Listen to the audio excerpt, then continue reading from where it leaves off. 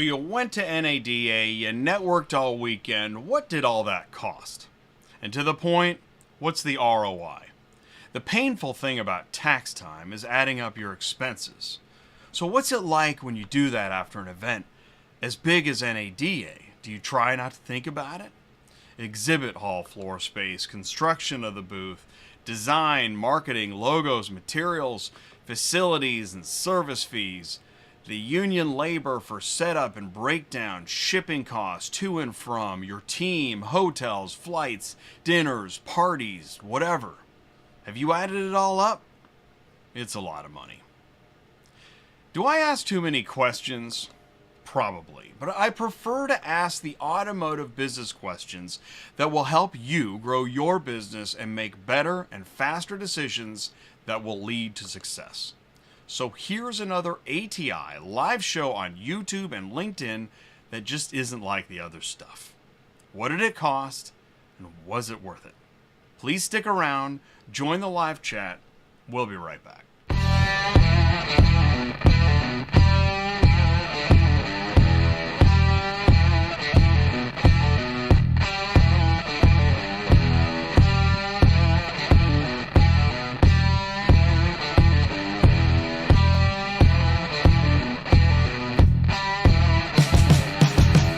What's up, ecosystem? Welcome back to ATI Auto Business Tuesday Nights Live, where anyone can learn more about the automotive industry. If this is your first time here, please do feel welcome. We've got another great show. We've got top ecosystem news here in a minute, and some of the stuff I'm going to talk about tonight. Car dealership guy was revealed. That I think that might have been like the top news that I saw. At NADA, the cost of a booth at NADA, we're going to talk about it. And then celebrity and media in automotive. I think this is the right time to go ahead and talk about it. So we have a feature interview. We have Jen Pearson and Nick Mottas of HopDrive. They're going to join us. And then we're going to move into a panel discussion of the ROI of NADA with Pamela Bishop, Steve Roessler, and Mike Benavides. So this is going to be a great show. Please do, if you have a like laying around, please do leave it and share this. We're live on YouTube, we're live on LinkedIn, and we're happy that you're here with us. So here we go. Let's go into, I suppose, what is top auto ecosystem news. Now this is show 322 in a row on a Tuesday night. By the way, mic check 1 2 3. Oh wow, look at that live chat going crazy. If you can see me and hear me okay, please do say so. That'd be great. I'll just keep going. I'm just going to assume. I think I see the stream. I see the YouTube stream. I want to make sure the LinkedIn stream is working. Yes, it looks like it is. Okay, so we're good to go. All right, let's keep going. NADA show, everybody knows that NADA show was this weekend. I mean, you would have had to have turned LinkedIn off. You would have had to have uninstalled it not to know that NADA was in full swing and there was a lot happening. That's Steve Roessler, and he's on the show tonight. There's Steve at the DriveCentric booth. There were so many faces that we recognize, and group photos and media, and I mean, it was a podcast fest.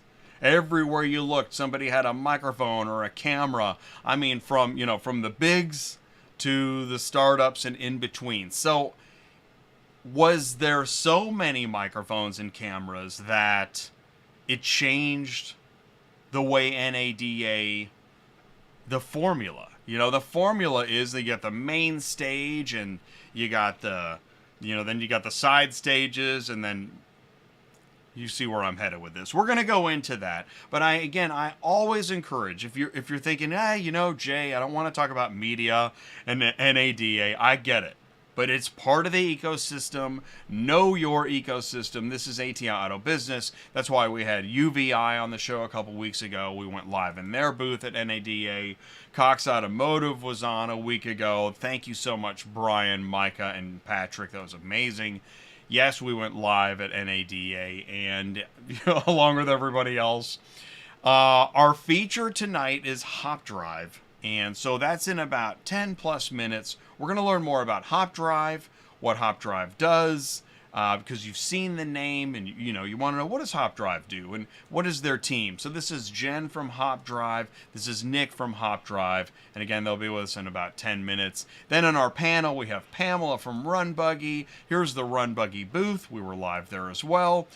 Steve Roessler, again with Steve, live with Drive Guy. He's with us here tonight. This is Mike Benavides from Vin10.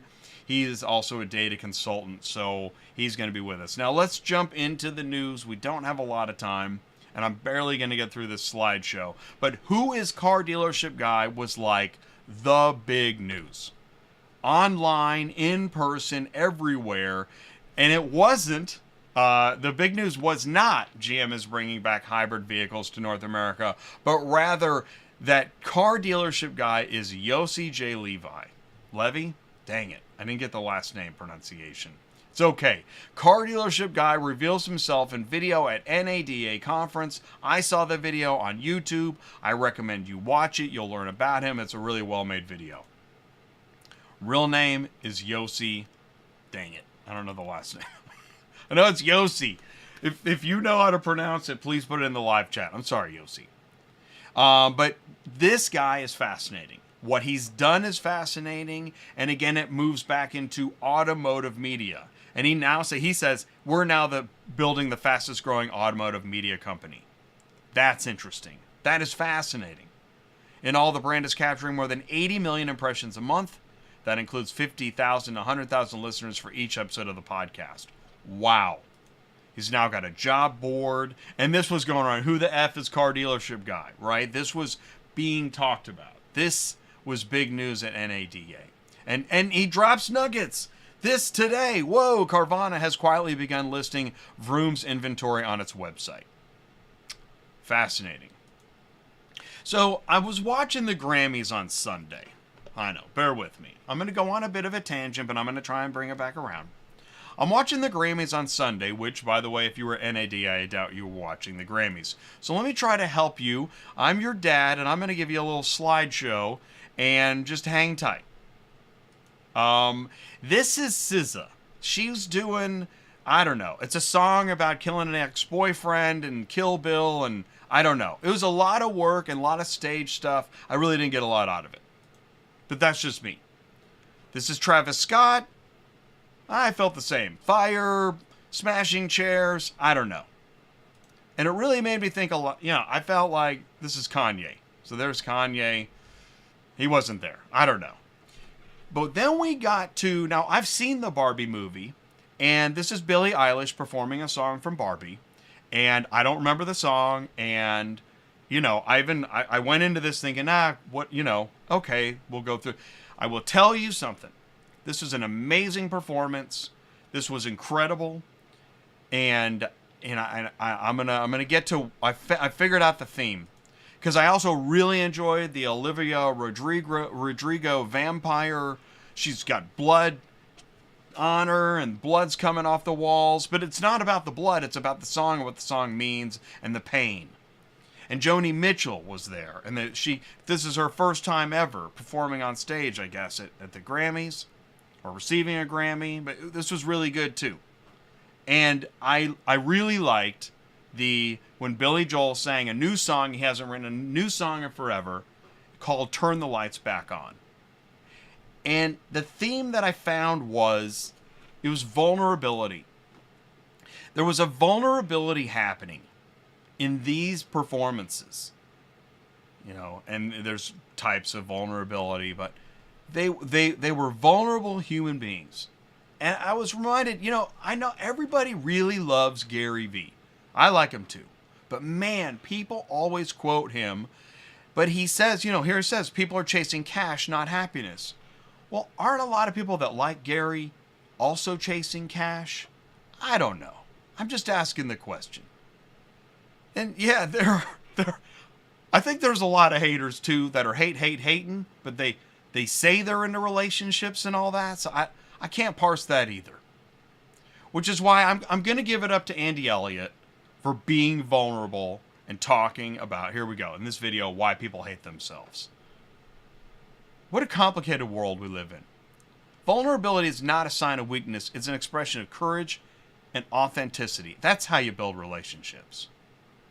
And by solving problems, right? Let's not forget, we're trying to solve problems. It's not just being a spectacle. If everybody's taking a photo during the concert, does it change the landscape of what's happening in the concert? By the way, how many people are actually watching this stuff back? Are they sharing it, live streaming it? What is happening? Are we getting lost in the transfer portal? Okay, Jay. Now, I saw a lot of people shared the drum intro here, and it's cool. It's very cool. But it reminds me, like, let's go back to the Super Bowl. Like, it's the Super Bowl entrance. Is there enough fire, glitter, and is there enough? Can we add some more? Which means we're missing potential. I see this. I saw this photo, but I don't know where. I didn't see this interview. I didn't see this one either. But I mean, ACV. Yeah, this is probably good. I'm a big fan of Doug Haddon. I'm sure this Cars Commerce panel was good. I don't know where that's at. I don't know where to find that. I started looking at, how many empty chairs are there? If everybody's podcasting and shooting, how many empty chairs are there? And I saw this too. In less than 8 hours on a Friday, 3 live streams, 11 podcasts, 15 interviews, 17 booths. That's a lot of content. Is it enough? Maybe we should have done more. So I look at NADA show, and I think these things, because, see, I'm a lifelong media guy. I've dedicated my life to media. Much like Tom Klein has dedicated his life to tucking the octopus and risk management, I look at everything through the lens of media and what is happening. Are we focused on a red carpet? Is that part of the Super Bowl experience, which is a mix of meetings, mingling, music, demonstrations, drinking, and dancing? Right, and that's right, and some networking and some business too. So I want to get into the costs. That's fine. Okay, Jay. There's a concern among many industry insiders that high interest rates, costly consumer goods, and expensive window stickers will put a dent in vehicle sales in 2024. And I think if you're price sensitive on those things, are you not price sensitive that at the show there's more than 500 vendors and 700,000 square feet of exhibition space and all the money that went into that? The Super Bowl, is it about the personalities, or is it about the football game? The news that Stellantis is making a decision considering pulling out of auto shows. Here, the news broke that they're going to pull out of the upcoming Chicago Auto Show for the foreseeable future. Other shows, and they're not going to do the Super Bowl advertising. Again, Super Bowl, interesting. Super Bowl, Grammys, NADA, amalgam. That's going to be the first time in the past 4 years that they haven't advertised on the Super Bowl, which Fox asked between $6 and $7 million for a 30-second spot. So what does it cost to get a booth in the Expo Hall and go for it? And, everybody's doing it anyways, so it doesn't matter if I ask. I am curious, though. I thought, what does it really cost? So you've got the actual booth cost, the square footage, $36 a square foot, and then a list of the things you get. And I mean, I'm not questioning whether it was worth it. I'm asking how much it costs. You get your 4 complimentary badges, opportunity access like nowhere else. Let's say we do a 20 by 20. 20 by 20 by $36. We're at $14,000 just for the booth space. So what other costs are involved? Right? So we look at, what do we want? 20 by 20, 40 by 30 by 20, Well, we got to put something in that space. And I started looking at costs of either a rental or having it designed. And there's a lot of companies. This is a whole industry in itself. And it looked like for a 2020 trade show booth in Vegas, which different cities have different pricing, you're at maybe $30,000. Let's take the average. $30,000 for a 20 by 20, plus it was 14. Somebody get the calculator. We're at, okay, so we're at 45 grand, and we really haven't done anything yet. And even just a basic step and repeat was $800. So then there's the setup and the labor and its union fees, which, you know, it's notable, and the services and the facilities, the different costs that go into that. And I found this was an interesting page. So I'm going, okay, so you got your exhibit, you got your giveaways, your swag, your advertising, your show services, oh yes, and your personnel, right? You got to bring your team. And a breakdown of percentage of costs. You got your booth space, lodging, services, again, shipping, graphic design. Again, no question that the access and what you're getting access to is immeasurable. I mean, these are awesome stats. There is no show like NADA. And the sponsorship opportunities, I mean, you can sponsor a hydration kiosk, station, Wi-Fi, mini lounge, various forms of promotional material and advertising, and be in the commercial. You can get the side of the building somewhere. So when I saw this photo, I thought, man, what did that cost? And I think we're going to wait till the panel to come up with that number. But again, the ROI, I get reminded of ROI. We all get reminded of ROI. What is the ROI on this? Is it there? That's what I'm curious of. So remember, you can leverage ATI in your business. That's right. We can ask these questions together.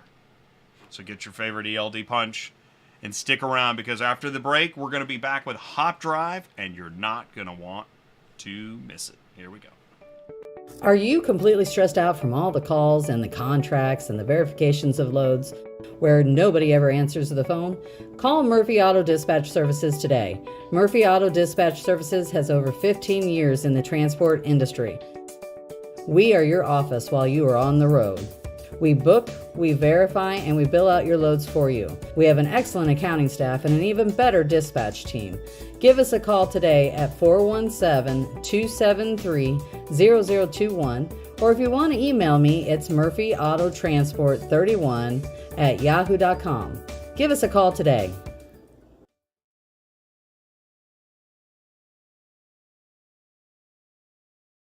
Transport Auto Quoter is by far the leading auto quoting software on the market, and the only auto quoter with a pro version that comes preset with accurate pricing for anywhere in the U.S. So you don't have to worry about it. The best part is that no change with your current software is needed. Just plug TAQ in and start booking jobs. Carriers can easily plug TAQ into their current websites and start making money right away. I bet you're wondering how we do this instantly and accurately 24/7. Well, constant analytics is the key. Our Price Watch team is constantly monitoring current market conditions, paying close attention to seasonal and quick-moving industry changes. At the end of the day, it takes a lot of time and data to maintain good pricing, time that most of us just don't have on a daily basis. So free yourself up. Using TAQ Pro is really a no-brainer. Save time and money, maximizing your leads and optimizing your online investments. You'll finally be able to sleep well at night knowing that TAQ is on the job selling for you 24/7. Never missing a potential job.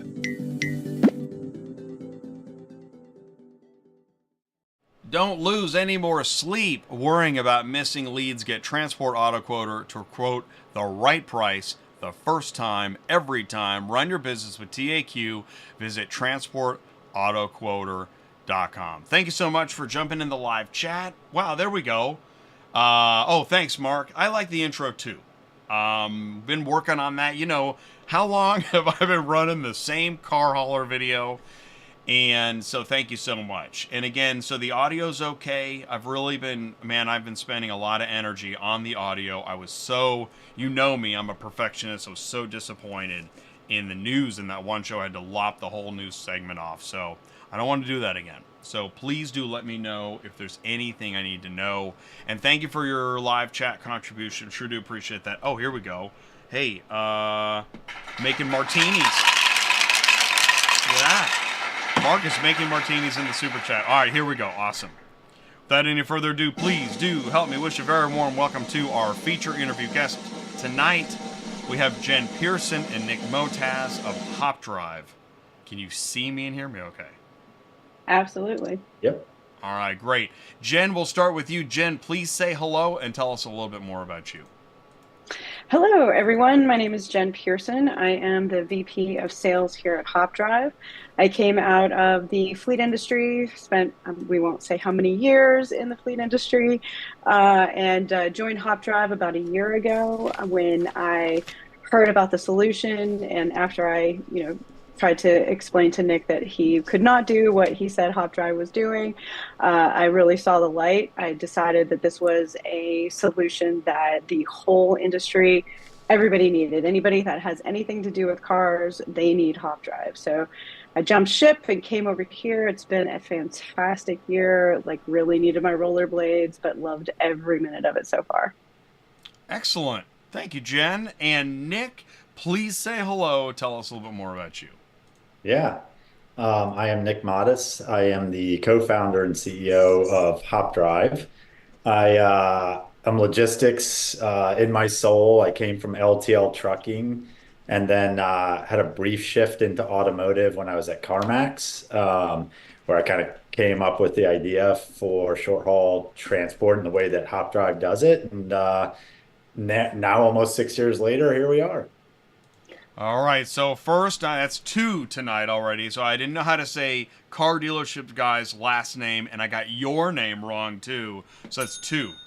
All right, hopefully that's okay. So we'll get through that. Nick Mottas, Jen Pearson, HopDrive. All right. Sure. So what does HopDrive do, and why does it do it? Jen? We are a tech company that does transport. Both of our co-founders, Nick will tell you, came out of the IT world. So we are a very tech-forward company that didn't try to cram tech into the transport business. So we do have a really great platform. We move, in a nutshell, the easiest way to say it, we move vehicles from point A to point B by putting a driver behind the wheel, period. We don't haul, we don't tow, we literally drive vehicles. Okay, right. And that is called Driveaway, right? It is Driveaway Reinvented. Driveaway. Yeah, we like to call it Driveaway Reinvented. Driveaway Reinvented. Okay, perfect. Which is great. So, all right, so can you tell us some of we can think about it, but what are some of the applications, some of the main applications that you probably talked about at NADA this weekend? Yeah. So in franchise automotive, our primary use case is going to be service pickup and delivery. So when you think about hyper logistics in our space, imagine making sure that you can coordinate having a driver at a consumer's house at 1 o'clock. And the consumer expects you to be there, your dealer expects you to be there, so you better be there, right? Even harder is when you have to go pick that customer's vehicle back up after the service appointment is done. So at least on the front end, we know when we're supposed to be at the dealer or at the customer's house. On the back end, we've got about a 45-minute to an hour window to make sure that we are getting that customer's car back so that they don't go vehicle-less the next day. So, okay, as a logistics guy, I don't think it's a secret that I once was a dispatcher. Yeah. And it has occurred to me that the expectation that somebody will be at the house at 1 o'clock, that's not easy to deliver, right? Yep. In fact, I say when I'm dealing with an over-the-road car hauler, which is what I was doing, and I'm talking to a broker or a shipper, I'm saying, yeah, I wouldn't think that way. Yeah. And here's you do it. Yeah, I will say, while it is really, really hard what we do, it is easier than over-the-road trucking. Imagine trying to coordinate down to the hour when that shipment might actually be days long. That's really, really hard, at least in our space. We have an appointment for tomorrow. We already know that we have to be at that house tomorrow at 1 o'clock, so we can dispatch drivers accordingly for tomorrow and plan their schedules accordingly. So I have a lot of respect for the truckers that can make it happen.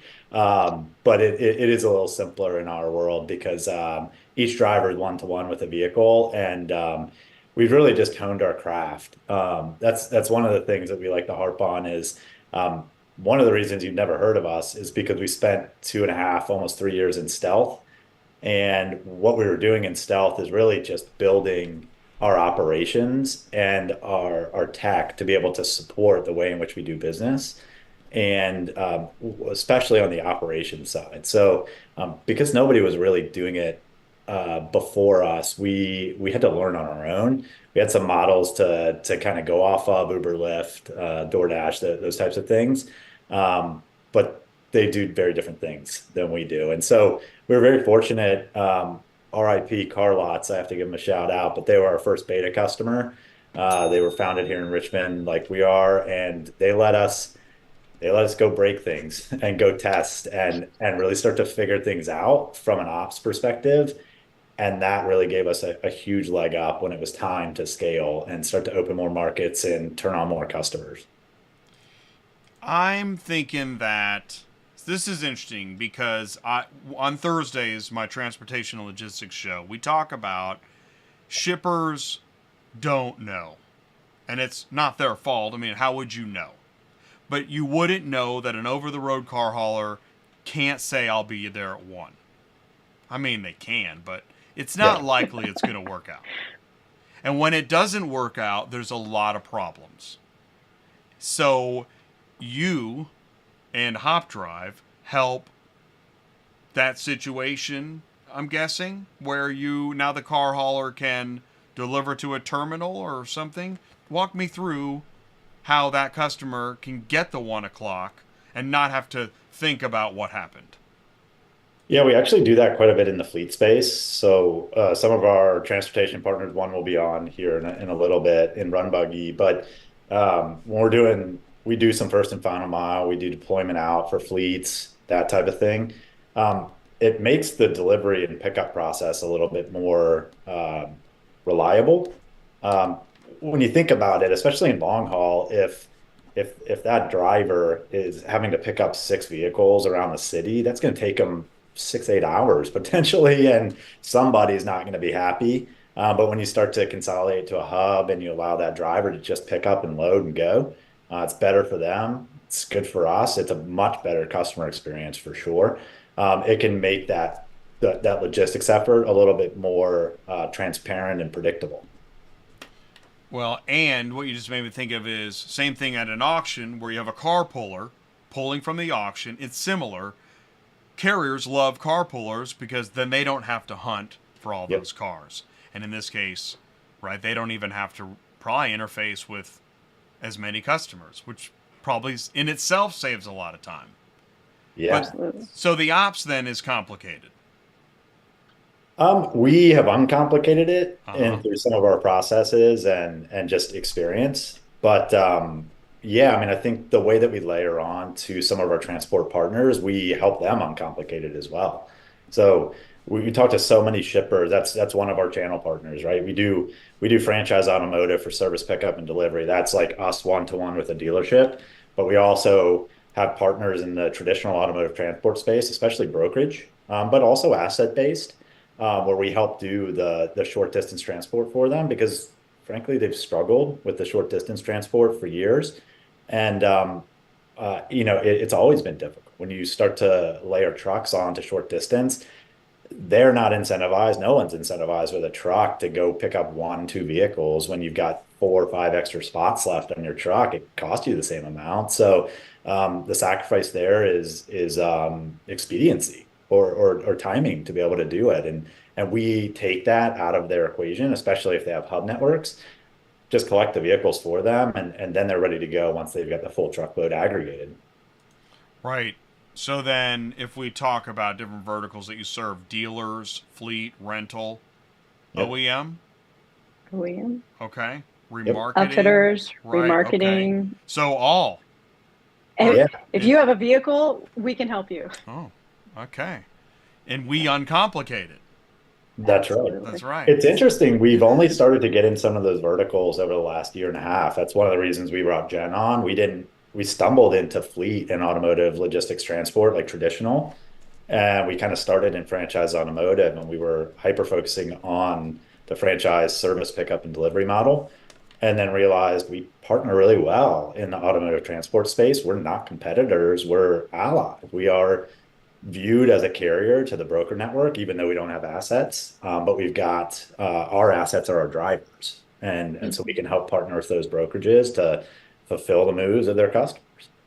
Well, and that's what I was thinking too. Is that's a big part of, well, I guess what would keep you busy is coordinating. I don't know if you're hiring, independent contracting, but the personnel, right? That's a big part of the work. Yeah. And even then, I guess if you get really good at it, then you can probably get into whatever independent random car puller groups there are, right? Then there's opportunities in all these different niches that need organization and marketing, reliability, sales, etc. Yeah. Yeah, we've been asked to help with driver recruitment. I think our model is a little bit different than traditional, and we've been asked by auction houses to have runners. Right, you've been asked, right. We don't actually view ourselves as a company, so we stay out of that. But we do not have driver recruitment problems, and we're interesting enough to the drivers that we recruit from the pool of, which is gig. We have a lot of women drivers that are, I mean, just great brand ambassadors to HopDrive and to our customers. You have to think about it. I mean, if you were a woman Uber driver and you were trying to hustle, you don't want to be driving drunk guys on, Saturday nights. It's dangerous. It's bothersome. But when you're just driving a car across town, you don't have anybody to kind of be in your back seat, and it's a much safer transaction. So we're able to recruit those drivers that just absolutely love the model. They don't have stinky food. They don't have, passengers that are unruly. And ultimately every penny that we pay them goes into their pocket as well, because they don't have any operating costs. They're not using their car for the transaction. Right. Tapping into the gig economy that already exists. That's kind of wonderful. Right. Mm-hmm. What a lucky break. What a lucky break. We were towards the path. That is awesome. Right. Because who would want to build that from the ground up? No, I don't think it would be possible. Yeah, if exactly. Gig economy companies hadn't forged the path, and they were 5, 6, 7 years ahead of us, we wouldn't be here talking to you today, because we're not going to, we don't have the funding to go educate a market. But they did. And it's been very helpful for us. That's awesome. Do me a favor. All right, we got a panel coming up, so stick around. We're going to bring in, after the break, we're going to bring in Pamela, Steve, and Mike, and we are going to dive into more about the weekend and NADA. So do me a favor, stick around. We'll be right back. AuctionVCommerce is the universal support solution to help brick-and-mortar auctions respond to the needs of digital buyers and sellers with greater efficiency, accountability, and more access.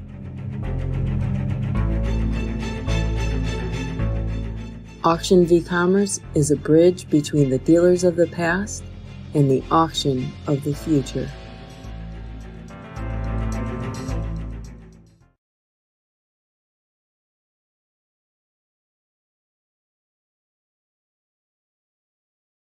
Yeah, so let's be honest with it. Everybody, as an operator, like myself, we're always looking to save expense, okay?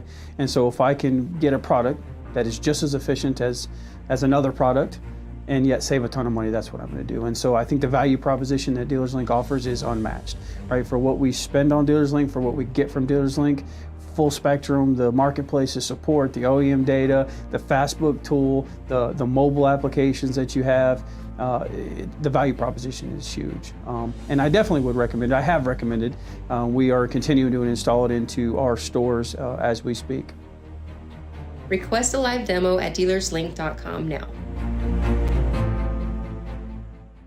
Manage your inventory operations all in one place with smarter wholesale, cutting-edge recon, market-driven strategies, and automated advertising. Visit dealerslink.com. All right, here we go. My panel's all set, so let's just jump right in. Get the show on the road. Please do help me wish a very warm welcome to Steve Roessler, Mike Benavides, Pamela Bishop, Can you guys see me and hear me okay? You got it. Right, awesome. All right, let's do this. We'll do some introductions, and then we'll move into the meat of the product. Steve Roessler, please say hello. How you doing? What's going on, everybody? How's that? Does that wake everybody up? Excellent, yeah. Like Nick Cage, right? Dude, nice. Mike Benavides, how are you doing? Awesome, Jay. Thanks for having me back on the show. It's great to have you back.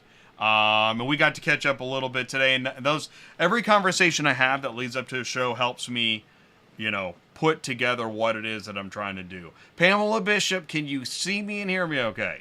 I sure can, Jay. Long time no see. That's right. Long time no see. Pamela was on the Expo Hall floor Friday for the ATI live stream. So that was awesome. Actually, so after I do a show, I go through and do the time codes, which, hint, hint, camera one, go and watch my videos and go in the time codes, and you can skip ahead and do all that great stuff and save tons of time.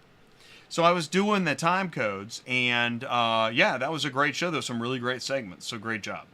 And Jake did great, too. Jake did the demo for RunBuggy. He did, and he's a local in Nevada. He lives in Las Vegas, so that was really cool. Man, awesome. All right. So, okay, here we are.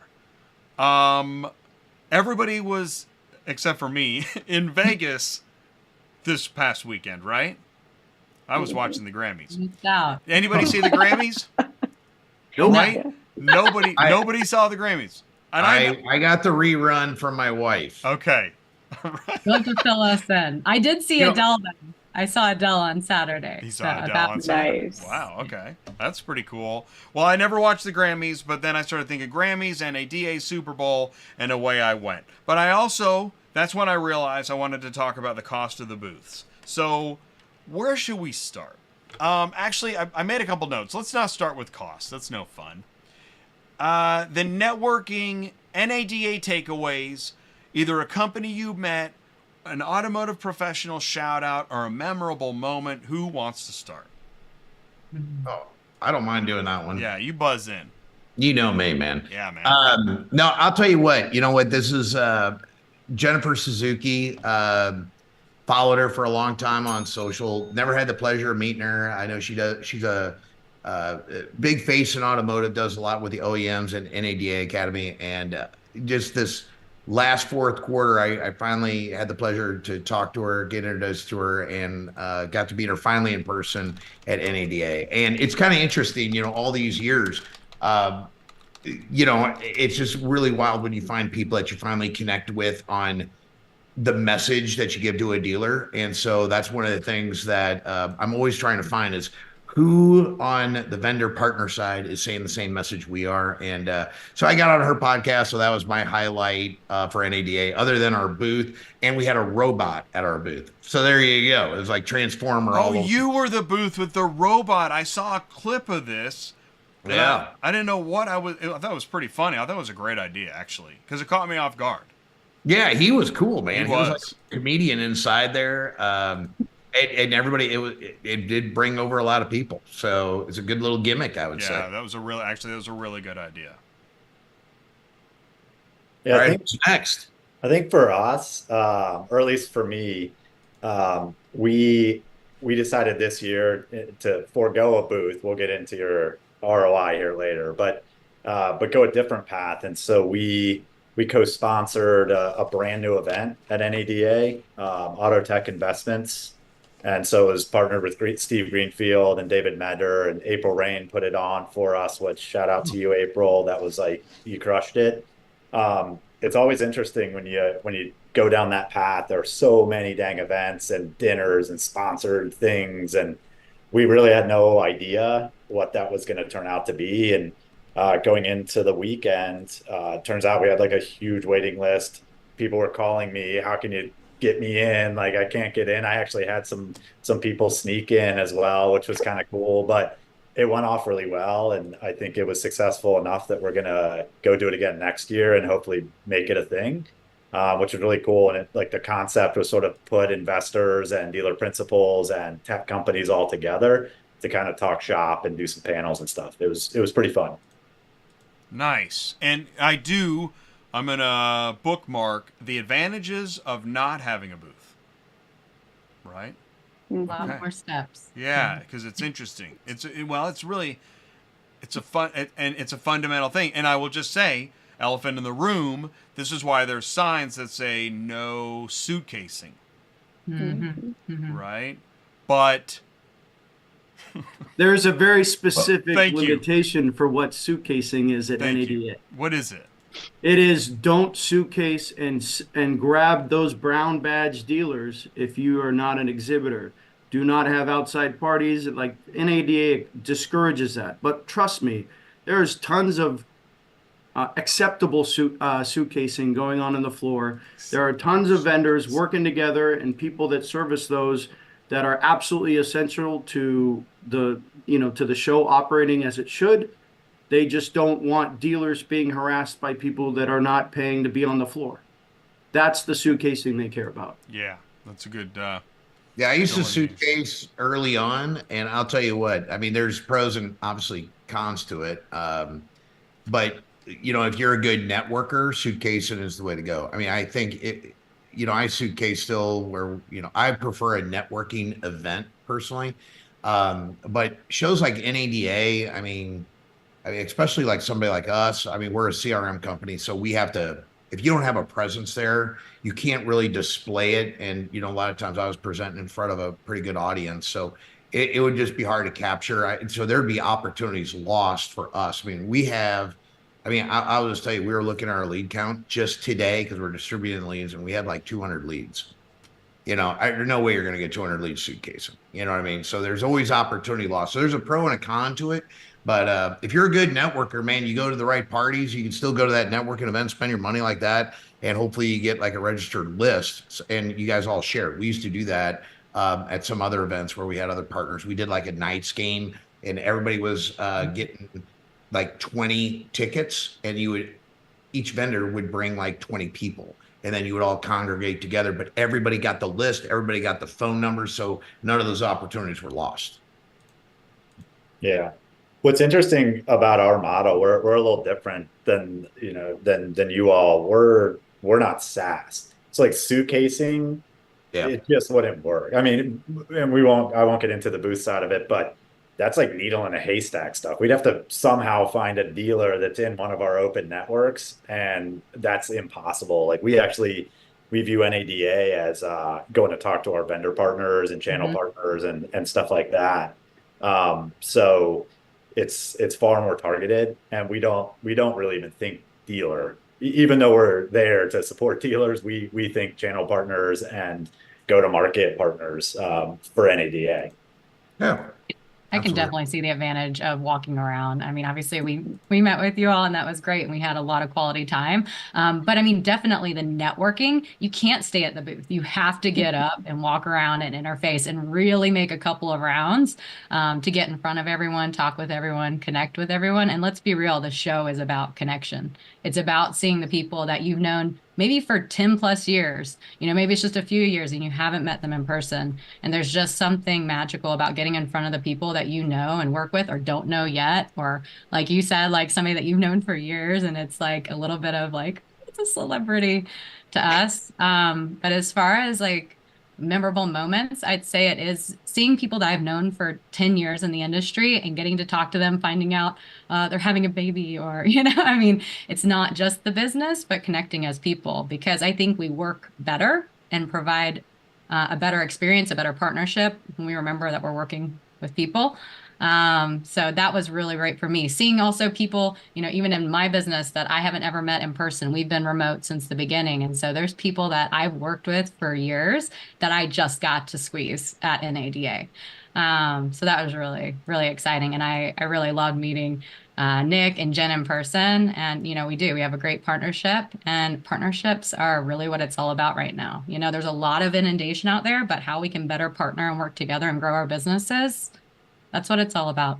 So absolutely. Pamela, to kind of piggyback, this business, it's all about relationships. So that face-to-face connection is invaluable. And so kind of like Nick was saying, we really took the opportunity to make sure that we were getting in front of and connecting with our partners like RunBuggy and prospects. But, just kind of going for the shout out, I want to give Bob Gower from Traver Connect a huge shout out. He spent time with all of us, and then he was nice enough to take my team out for dinner, where he just gave us so many pearls of wisdom. And that was just priceless and invaluable. I just like the name RunBuggy. I'm just going to say that. I've never heard of it, but I'll tell you, that's got a good ring to it. I like RunBuggy. All right. Heck, I love creative heck. names. I love out of the box. Like, I don't know, like you guys are all doing virtual meetings. Let me give out one of my favorite tools for y'all, and go watch this tonight. Seriously, you'll die. It's an app called MMHMM. That's the name of the company. I swear. I mean, and so I hear RunBuggy. I'm like, man, how cool is that? I think the most names are the ones that are just like make you kind of like RunBuggy, RunBuggy. Like, I like name RunBuggy. I was saying that at NADA because when I've been here since the beginning of RunBuggy, and I would say it, and they were like RunBuggy what? And so it made them stop for a second. I'm like, let me tell you, I'm about to change your life. Come on. Come on, Jay. Where's the bus? Where's the bus? All right, I was typing "Hey Marco" and then I got busted. Marco Major is here. So I did want to say, actually, shout out to Bob Gower, gave me the reminder. It is some of the like pop-up random dinner lunch meetings that I love. And I've had so many, and yeah, that's awesome. That sounds like a great dinner with Bob Gower. So I can see it. Anytime there with my get... camera, circling, dolly track, lights. Yeah, anytime you get 30 years worth of experience, like cornered at a dinner, I mean, that's invaluable. I mean, look, we're still kind of new. I didn't come from franchise automotive. Like my only auto experience was CarMax, and you have to learn it. And I feel like we've done a decent job over the last few years. But if you walk away with from NADA having not learned something from somebody, you did it wrong. Because that's part of it too, is you're always going to learn something. And it just comes by surrounding yourself with the people that have that experience. And, this is an industry where, it's going to have to turn over at some point. There is some younger generations coming through, but like those older generations that are there, like they have that industry knowledge that is just, it's so invaluable. And it's going to go away at some point. And if we don't stop to learn it, then this industry is going to be very different in 10 more years. Well, in 10 years, they're all going to be on and none of us are going to know what's going on. No, hey, this is all. It's really good for doing like doing demos. Like I use it for my demos. You can show your phone if you got a phone app, but you can also do it's like a PowerPoint where you can show your screen, your phone, slides. So if you have some key points, it's just an interactive presentation. But Nick, right? Yeah, I don't have my glasses on, so I'm just making sure I say it. But Nick, hey, what industry did you come from? So I was in LTL trucking and finance before that. I'll never go back to the finance industry, but LTL trucking and then some automotive there at CarMax, which is like automotive in a box, like their own brand, right? It's very different. Yeah. Well, the one thing I just tell everybody is, I mean, again, it all depends on what you represent, right? I mean, I came from the medical industry for 16 years, so I got an automotive about 9 years ago.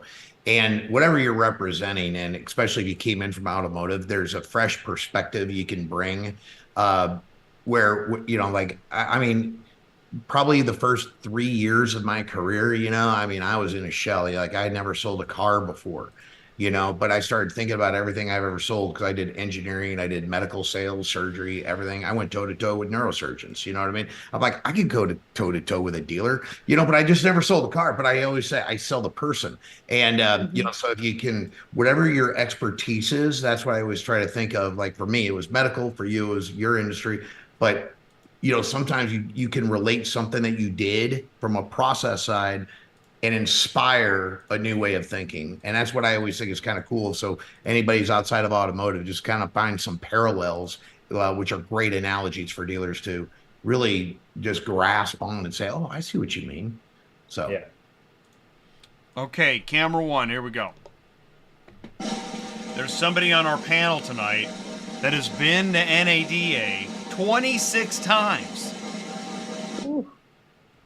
Yeah, starting in 1999 in San Francisco. This was my 26th NADA. Do you have hair plugs? I took care of that 1 year ago. Come That's a on, whole other man. story. Oh my God. Dude. Come on, Jay. What do you think? You think I'm going to let that one I slip? know. Well, 26 years. You would think that'd be like Chip Perry on here on the call. But I got to tell you, the 26. highlight of this year was the fact that I got to take my 17-year-old son, and we went for the full week. So me and my son are newly licensed car dealers as well. I also am a data consultant and a data broker inside the industry. So I serve vendors and all these other companies. But to go there with him and have that experience, walking the show floor. He was in Dallas where we live last year. He just kind of showed up for a few hours last year, but we were in for the full week, starting with the Auto Finance Conference on Tuesday, going all the way through NADA, shadowing meetings with OEMs and other big companies, and it was just a phenomenal experience. As tough as it is to be a 17-year-old and be able to do anything in Vegas, we had a great time, and it was a really, really successful event. Man, I love that. can't There even was a imagine what it's like lot to- of father-son, So I gotta ask, father-daughters. what was the first experience you had at NADA? What do you remember from the very first shows? From the very first show, man, that was so I was at a company called AutoFusion, which is still around. I was attending by myself and out there, and I was there to network. I mean, that's what I do. I go to so many conferences every year, and the key to success in this industry is building relationships, and that starts with showing up. So that's what I've done for the last 26 years. And for a ton of other shows, whether it was Digital Dealer 1 through whatever it's at now, to a bunch of other great events throughout the year. It really is about showing up. It's about learning, getting educated, finding and sharing solutions. It's about networking and building relationships. And then, and finding the value overall and how those things fit together in the overall experience. Some shows do that really well, some don't. But man, if I had to pick one and I could only go to one, it'd be NADA hands down. So, all right, I think we're edging a little closer to the danger zone. Here comes the big question. Right. So I did the math, and if you had a large booth, total, you are well into six figures. Close. Well, wait. Are you talking just? I mean, there's well into six figures. You got to pay for Wi-Fi. You got to pay for the space. You got to pay for the booth. Think of all this stuff. Cleaning, the trash. Yeah, the trash, vacuuming. Holy cow! Pay for vacuuming. Carpet cleaning. Do you? Wow. Carpet itself. Oh, yeah. Per square foot, baby. You got to buy the carpet, right? You got to pay for the carpet. Do you want extra padding under your rug? How padding. do you want that rug? Your calcs, Jay, earlier were, or at least what you were showing on screen, were pretty darn close. Last year in Dallas, we did 10 by 20, and not counting the labor cost. When I say labor, sending our people, we were right at about 50 grand for 10 by 20 with booth design, delivery. All that good stuff. Okay. Yeah, we had, I forget the size. It was like, I think it was like 30 by 60 or something like that. It was big. This was like, I'll tell you what, with the thing that we learned, we spent $90K on just the floor space. The Wi-Fi, ready for this? You guys are going to die. $40K. Whoa. What? Wi-Fi. Whoa. Yeah. Thank you. But you know what's really sad is it didn't work on day one. Yeah. Well, so let's talk Wi-Fi for a second. We'll get this thing out of the way. Sick. How is the Wi-Fi? Terrible. 1 star, 5 stars? 1 star? It was awful. Data on our live stream. Wow. Not use the Wi-Fi. How is that? How is that possible? What's going on? By the way, I say this every day. 5G, my ass. You know what? me and Dave, who's our CEO, I mean, look, we've been doing these shows and we've had like different shows. This was our biggest booth. We just want to make a big splash, and we've grown through the years, but it literally is Groundhog's Day every day one of any. It doesn't matter. It could be digital dealer, it could be NADA. The Wi-Fi is always bad on day one. We were there till midnight on Thursday night. We were up there because we have some new products we were demonstrating. Wi-Fi was good, connecting our phones, connecting the it's the volume. Everybody tapping in. Right? We don't know. But yeah, that was midnight, and then the next day. Can they? All right, I'm gonna say it. Can they bring in like Verizon? Like, I don't know, because 700,000 square feet times $36 a square foot. Anybody? Bueller? How much? What's the gross? What's the gross revenue on just the floor space? I love how you have your calculator. You're not on. They get all bandwidth though, right? My gosh, it's $25 million just floor space. Yeah. Well, you gotta also pay for the union workers. I mean, there's just so much that goes into everything union there. Right. Anyways, and this is not. I've done this before. I'm not trying to bash. We're just adding numbers. That's a lot of numbers. How much is Verizon? Oh yeah. Couple Google vans, Well, when you have a monopoly on the space and you can't do anything without their contracted labor and their solutions or whatever else, what choice do you have? You're stuck. Yeah. But to be fair, that every show does that. All right, well then I'll just have a bagel and a Sprite, I suppose. Okay, so we're talking about price. You got advantages of suitcasing, no booth, versus you have the booth. Right? Steve, you had a booth. Pamela, you had a booth. You guys are happy with the leads and the busyness, right? Love. Yeah, I don't know about like our booth, because this was our first time. It's kind of crazy. It's a good thing and a bad thing, what we learned from it. We usually have the same people that go to the booth, mostly sales. We have some product guys, but it was a great problem. We wish we had more people. We were short-staffed at our booth. I mean, that's I think interesting. we learned a lot for next year. So, sure. How big was your team? 20? I don't know. I got to count them all. We had probably like. You didn't do a count at the end of each day? No, I did. I used to have to do that. Look, Pamela, I just show up. Okay, I'm one of those guys. Just tell me where I need to go. I'll be there. Be there. Yeah, just be there. And so somebody else, but no, I think we had like 14 people, but we had the same amount of people usually going every show, and we were always fine. And like I said, this is just fact. And this is a kind of like a nice little thing that I guess I'm thinking about is, I'm the face of the company, and I mean, I know that's going to be like kind of somebody's going to be thinking. You're the face. Oh, come on. You are. You're also the voice of the company. Well, thank you. I mean, I am. Sunglasses and the parade. And the hair. Yeah.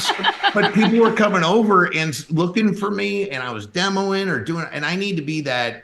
I think I need to be that just social butterfly and just float around. Exactly. And I think I just realized some that. Six guns. Yeah, I did. I don't want to. I love meeting everybody. Like, hey, did you see this? Did you see this? And I don't want to be tied to a station. I need to be out there socializing. That's what I do, and then I network everybody. So, but anyway, it was just kind of unfortunate. There were definitely some people that I think we lost opportunities because we couldn't take care of them. Which good problem to have, though. It is. It's unfortunate, but anyway, learn from it and go from there. Sure. But it's better than having a very large team standing around doing nothing, twiddling their thumbs. Like, I would rather have that problem. I totally agree. And so I'll just say this. We can all think of a company that we saw that. And when we see that, there's something strange, right? Why is everybody sitting around in all this space talking to your coworkers? Why? What's wrong? What's not happening? You got to be nimble too. I mean, we had a team of about 14 as well. And I will tell you, there's 27,000 attendees. If you planned ahead and you networked well and you build great relationships, you were busy. Like most of the time, like everyone at RunBuggy had people with them. I mean, we might have paired up a little bit, but that's because there's different skill sets that everybody brings. We had sales engineers We had, data science, sales, customer success. We had a lot of different people that all bring a lot of value. And then if they were out at seminars and stuff, we were walking around. Like, you don't sit at that booth, you get up and you go socialize, you go talk to everyone, you make the most of every minute, and the return on investment is gonna pay. So big time. That's right. Well I was there said. representing primarily Data One, and they don't sell to dealers. They provide data services to companies, to exhibitors on the floor primarily. We had a 20 by 40 booth, which is primarily 2 conference rooms, and we had about a dozen people. And it's all about planning the whole thing ahead of time. It comes with experience too, but keeping those rooms booked. And if you don't have a meeting going on, you're out doing that somewhere else, meeting folks, getting out there, seeing all the other companies, suitcasing or whatever. But you got to make the most of your time. If you're standing around twiddling your thumbs at NADA, you are doing it wrong, and you're losing money in the process. It's interesting though, when you look at the mix of the type of folks that people bring to these booths sometimes, and you sort of allude to it earlier, there's engineers, and there's they're not outgoing. They're there and they're just like, I will talk to the person that comes and is directed to me. Like, they're not hunters, they're not salespeople. And so, Jay, you asked the question, like, why do we see people standing around? It's because not everyone that's at that booth is a hunter. Not everyone is a salesperson. And their job is to speak to the customer when a customer is shoved in their face, not go out into the middle of the show floor and grab people in. It's a good point, really good point. But at the same time, I think we've all seen some booths where, I don't know, either they need to huddle and have a pep talk, or Oh yeah. I wonder if there are companies that actually look for booths that are lacking engagement and then go and consult them on how to improve engagement. Yeah. Well, I think personally, though, you know what you ought to do? You ought to have a challenge and have that engineer go out there and just try to hunt. Just think about what kind of TikTok that would be. I'd love to see Our his most approach. social engineers. Okay. I mean, actually, Jake that you met, he's from Las Vegas and he's a very social guy. So we just make that awkward eye contact and get out there. Well, that's kind of what I'm thinking too. Mike, you were saying something. What was that? Sorry, Mike. So it's key. No, it's all There are good. people that specialize in helping companies make the most out of an NADA-like events. We already mentioned April Rain at Digital Rain, right? She's putting on parties. She's consulting with companies, doing their marketing, making sure that they don't just build it and expect dealers to come or whoever their customers are. There's a plan behind the whole thing. Lori Halter, Lori Foster. There are really talented people out there that specialize in helping companies be prepared, and execute at shows like this. And they are extremely important in order to get the ROI and have a successful show. Absolutely. April, Well said. I was going to say, April, we've been working with her for, it feels like the last 3 years, but I will say, probably the last 3 months, prepping and getting ready. We were having weekly meetings. She had she kept us on task. We had to have, meetings booked ahead. 100%. She was. And I'm going to give them both That's a shout awesome. out. I'm going to give them both a shout out too, because when I got into this industry, I mean, they were kind enough to sometimes take me under their wing or help guide me around. I mean, just introduce other people. I mean, 2 good people right there. Yeah. That is really awesome. So I'm over here now. I'm taking notes. I'm like, man, okay, I got to talk to April Rain about events and planning. I know Lori Foster. She's been on a couple times. What was the other name you mentioned? Lori Halter. I don't think I've had a conversation with Lori Halter. Will somebody please introduce me to Lori Halter? Gosh darn it. Yeah, Laurie is good too. I know. I see her name everywhere. I got to meet her. Got to talk to her. I think we really did cover in a good way. I'll say this. Let me ask this. Here's a couple, because we covered Wi-Fi. How's the, vendor versus dealer versus attendee perspective, Mike? Well, I go there as both, right? So, and you look at the cost of NADA, it's gone up from, back in the day, it was $100 and something bucks, right? Now for a dealer, it's $950. That's the pre-show price. and 1050 if you're an exhibitor or, otherwise allied. And that's a pretty strong jump. And most of that, roughly, a little more than half has been just since COVID. So right before COVID, the price was probably in the 400s somewhere, and now it's more than double that.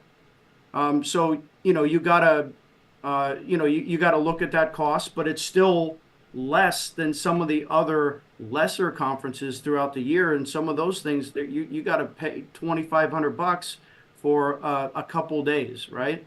So, you're in there, you're trying to find your ROI. No matter what, hands down, it's worth the money. So, it keeps going up. I bring my son, and, we make every ounce of time count. And, then there's, the cost of, all those other things you have to do just to attend. And so, you look at all those things together, and what your objectives are. And for us, it was very split. I'm there, we're having meetings with customers and prospects on things that we do. And then, for our dealer operations, we're there taking demos and looking for things that help in our operations. So we're there as buyers, we're there as sellers. And so we have a very mixed perspective, and it's very different depending on what you go there and attend to accomplish. Anybody want to add anything? Man, we covered a lot of stuff. This was really great. Well, I mean, it's the Super Bowl of auto trade shows. I mean, call it what it is. If you're going to spend money, that's where every dealer from not just the U.S., but internationally are going to come. That's the one, as you can't afford to miss it. I mean, that's the reality. I remember when we first started, and I'll just say this about suitcasing, but there are some dealers out there that if you don't display at NADA, the perception is you may not make it. I mean, and I had I won't say who it was, but I got a couple of dealers who literally said, if you're not at NADA, I don't know if I can work with you because I don't know if you're going to be in business. I mean, now again, we're a SaaS company, a little bit. Man, wow. But yeah, I mean, it was just kind of one of those things where you just can't afford to miss it. I mean, you all have it on your calendar for next year already, right? Yep. Is it in New Orleans? Where's it at? Is it in It's New in Orleans? New Orleans next year. In January, yeah. Oh, somebody will tell me that. The minute we got back, right on the calendar. Let's get prepping. And they sell out just about every year. So there's a lot of companies that are on the waiting list that can't get in the show. And basically, we had two halls this year. You had the West Hall, which is, huge. And then you had the North Hall, which was kind of out of the way. And, I encourage people to make sure that they see the whole show. And, usually the guys in this case, in the North Hall, they are newer. They haven't been in NADA, so they don't get that prime placement. But those are some of the newest companies that are up and coming. And if you don't go and hunt for something, there's gold in them hills, and there's some diamonds out there. And that's why it's always important to make sure you see the entire show, because you're going to miss out on some great opportunities. And sometimes those smaller booths, you're talking to the founder, CEO, and you can have much more substantive conversations. That it's just important to recognize that there's the really big guys out there, and there's the up and comers too.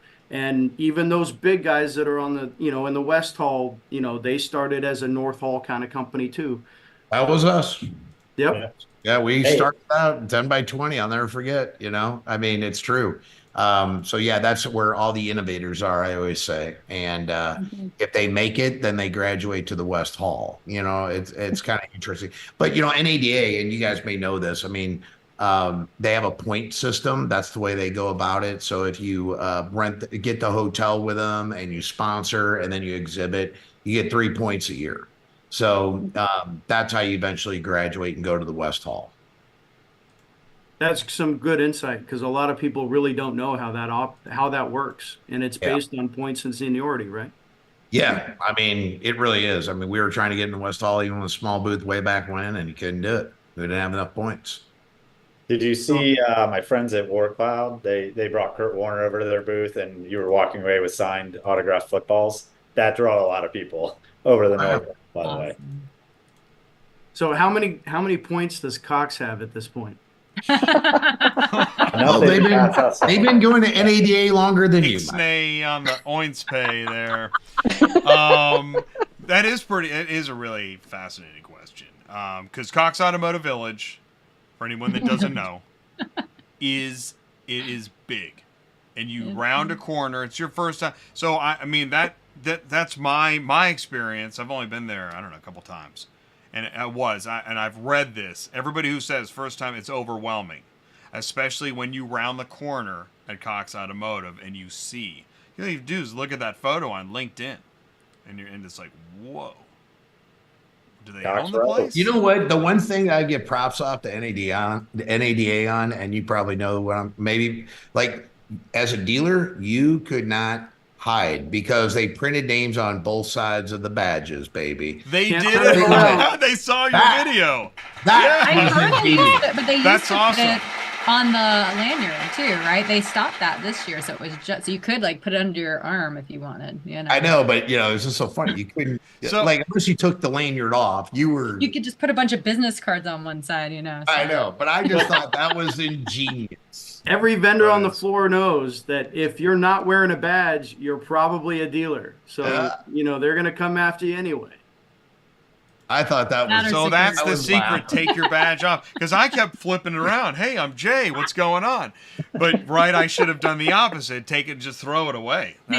Be mysterious. I don't get it. Oh, final Did question. anybody else notice that though? Seriously? I mean, well, you pay attention to it. I didn't know that was a thing until you said it. Oh my gosh! Yeah. I know, right? So I'm not selling a dealer. Well, I don't blame them. I mean, they feel like a piece of steak out there. Yeah. I was walking around there with be the steak. Be the steak. Be the fillet. Yeah.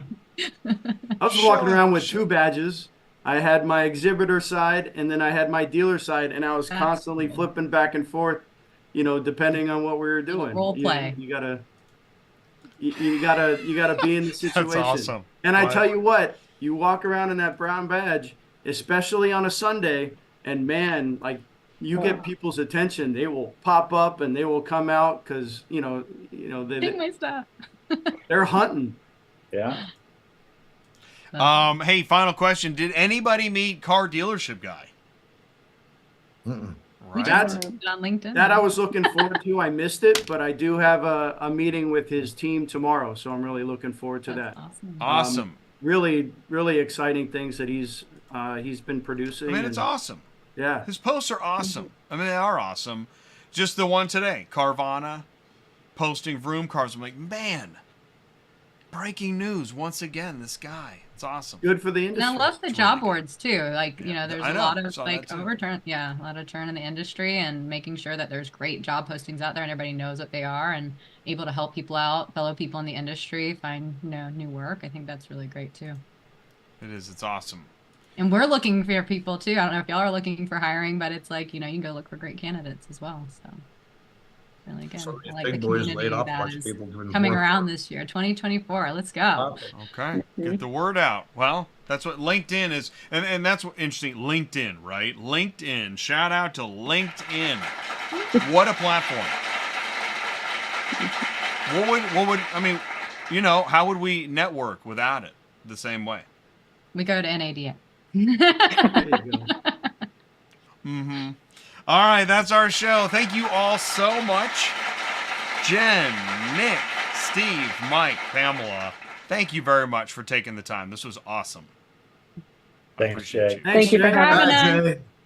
Woo! Okay, all right. Have a good Super Bowl, all right? Man, I the need Grammys to are over. You decompress missed the after Grammys. NADA. Have a good Guys, Super nobody Bowl. else is drinking a bourbon. Yeah, I got to go get one. That was my first one, guys. I'm just I like saying. Tomstown. Ginger ale? Ginger and ginger? Oh, See you in New Orleans. There you go. No, that's right, man. Hurricanes. New Orleans 2025. Okay, all right. We'll see. I'll be See you online. there. I know that. All right, see you guys. Thanks, everybody. night. Good night, Good, y'all. bye-bye. Thank you. All right, cool. I'll let him go. That was awesome. Okay, Jay, you always take so long to wrap up the show. Let's see it in 30 seconds. I want to thank Murphy Auto Transport, Superflow Systems. I want to thank AuctionVCommerce, Dealerslink. I want to thank HopDrive, Jen and Nick, and I want to thank Mike Benavides. He's a dealer consultant, and he's been to NADA 26 times. I want to thank Steve Roessler of DriveCentric. And I want to thank Pamela Bishop of RunBuggy. I want to thank UVI, Dealerslink again, Raven, and RunBuggy again for the live coverage on Friday. If you want to know more about ATI, send me an email, autotransportintel@gmail.com. I know I need to update it. It's ATI Auto Business. It's the ecosystem where anyone can learn more about the automotive industry. Thank you so much for joining me tonight. I will go ahead and run the car hauler. I don't know how much longer I'll have this video, but why not? Here we go. Thanks a lot. See you soon. Peace out.